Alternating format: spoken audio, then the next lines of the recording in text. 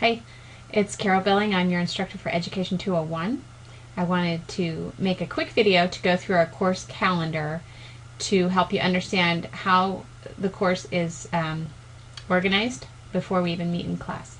And while I'm going through this video, you can take some notes and write questions down, and we can cover those questions in class. Okay, so to begin, first of all, I really strive to create a one-page document that lists everything that's due in the class. There's nothing worse than having a teacher decide to add an assignment. Students mutiny. It's just bad for everybody. So the course is pretty much set. I don't expect any changes. I spent a lot of time organizing how and when we cover things according to the book and according to the assignments. So my hope is that you look at this one-page document and it makes sense and it's organized, and you feel like you have something that will calm any anxiety you're having about assignments in the class, because they're pretty clearly organized. So let's take a look. All right, the first week actually is 2 rows. After that, we always go to 1 row per week. I give you the date the week starts, and I open it the Friday before. So here the first week is the 21st, and hopefully I'll have everything ready by the 17th. But definitely after that, it will always open the Friday before. So you get a weekend, a week, and another weekend before it's due. Now, everything in this class is always due Mondays at 5 o'clock. And you may say, oh, that is horrible because I work, on Mondays from 9 to 5.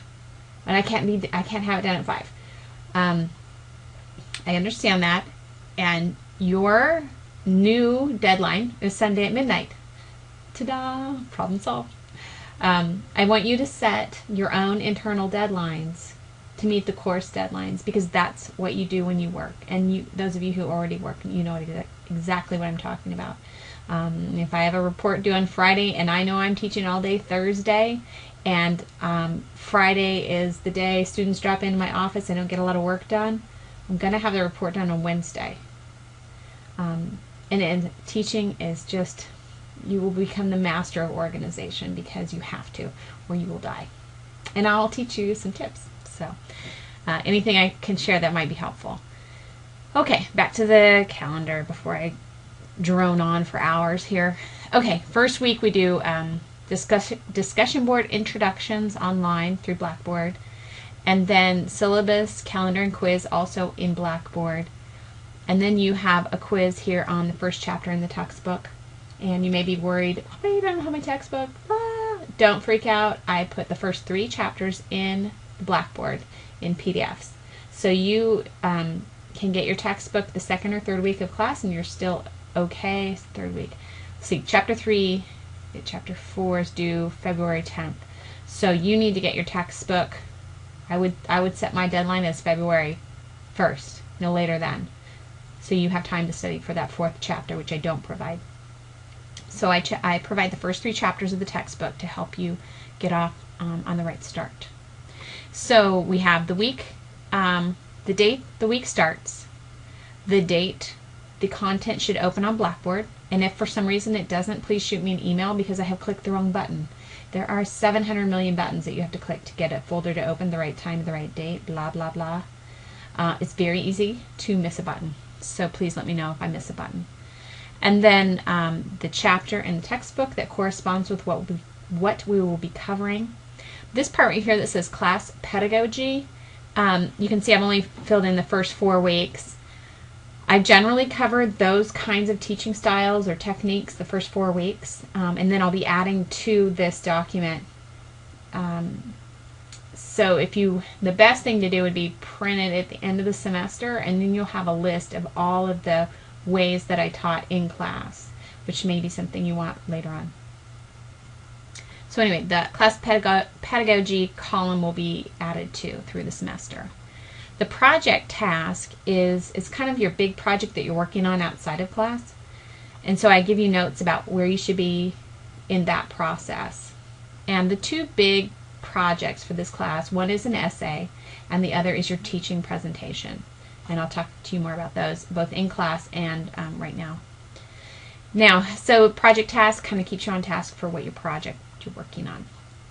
And then Blackboard tasks due at 5 p.m. on Monday. So this is your checklist of things you want to make sure you do them by the Monday at 5 o'clock. And then the Monday deadline is the last column here, so you know which Monday I'm talking about. Okay, so you'll see for the first 2 weeks, actually the first 3 weeks, nothing is due until the 23rd. That's because they have that goofy late add deal where I may not get a student until, let's see, class starts the 21st. People can add without my approval till the 27th, and then sometimes I have special situations. People will add up through the 31st, I think, with my approval. So that's why I don't have anything due till the 3rd. That doesn't mean you shouldn't be doing it till the 2nd. You really should be doing it the 1st and 2nd week and get it done, because otherwise if you wait till the 3rd to hammer out all this stuff, it's kind of a pain. So please pace yourself. But nothing is due to the 3rd, and that's really due to late adds. Okay, going down the rows, I always have you take the quiz before we're actually going to cover the chapter in class. So Monday at 5 o'clock, you'll take a chapter quiz, and then that Tuesday and Thursday we should be covering that chapter. And the idea is that you're familiar with the information before you come to class. And that's important, because otherwise when I try to do group projects or in-class group activities, you don't know what we're talking about. So that's why the quizzes are the Monday before we're going to cover it in class. Okay. I have the ABE related assignments highlighted in color, I don't know, it's kind of a brown color. And the ABE I'm going to talk about separately in class, but it's a journal, and it's a prompt that you're going to add them all up together at the end to create your 5 to 7 page paper. So basically I break the paper down into segments, and those are journals. And I'm looking for content in the journal that you understand the question and that you're going to be sharing the right information. And ABE stands for autobiographical essay. So we're building your autobiographical essay. What has happened in your life that has prepared you to become a teacher? We're going to be drawing parallels between the work you've done previously and your future work as a teacher. And don't worry, there's lots of creative ways we can create those parallels. So if you're 17 and you haven't had a job and you're like, I don't have a job, I've never done anything, we'll find stuff, don't worry. And if you are 75 and you've had lots of jobs, I know how to work with that too. I've had the range, so I'm not worried. We'll get it under control, don't worry. Okay, so I break that down. That's what ABE journals are, and that's where they're highlighted. You will write each of the 5 journals, which constitutes the bulk of that paper. And then you will create a draft where you'll take those journals and put them together and put them in APA format. And you'll post it for your peers to review right here where it says post draft ABE. You'll also send a draft of that ABE to the online writing lab, which is what OWL stands for, online writing lab. And they will, a peer tutor will review it and send you back a document with suggestions for improvement. So we do those the same time period. Then you have time to fix it and then submit it. And when you submit the final ABE, you also submit the document that you get back from OWL, which shows their edits, their suggested edits. Again, we can cover this more in class. But that's kind of the flow of how the ABE comes together. Okay, so that's your one big project. And your second big project starts right here with teaching presentation topics. And you're going to create a lesson plan and a visual aid. Usually it's a PowerPoint or a Prezi. And for those of you teaching kindergarten who say we don't use visual aids, I know, we'll talk about it in class. You have to have a visual aid though, so I'm going to tell you you're going to create one even though your students will not be able to read it. I understand that. But you're going to pick something you want to teach from whatever grade you want to teach, and you're going to teach it to us as if we are a 5th grade class or as if we are a 2nd grade class. So we will create a lesson plan, create a PowerPoint.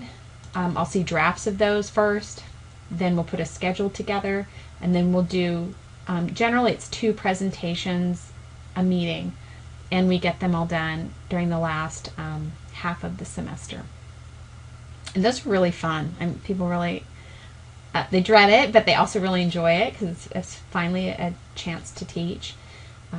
So I look forward to it. It's one of my favorite things.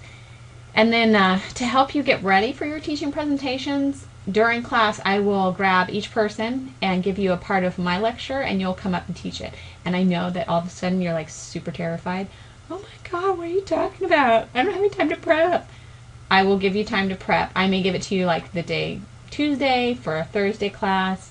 I may give it to you at the beginning of class and give you 10 minutes to review that term or section of the textbook, and then you'll come up and explain it to the class. I know, it's fun. Anyway, it's not as bad as it sounds. Don't drop the class, I swear, really. It'll be fine. Okay. That's all I can think of. Write down questions. I've probably forgotten something, and we'll talk about it more in class. Otherwise, I look forward to seeing you soon.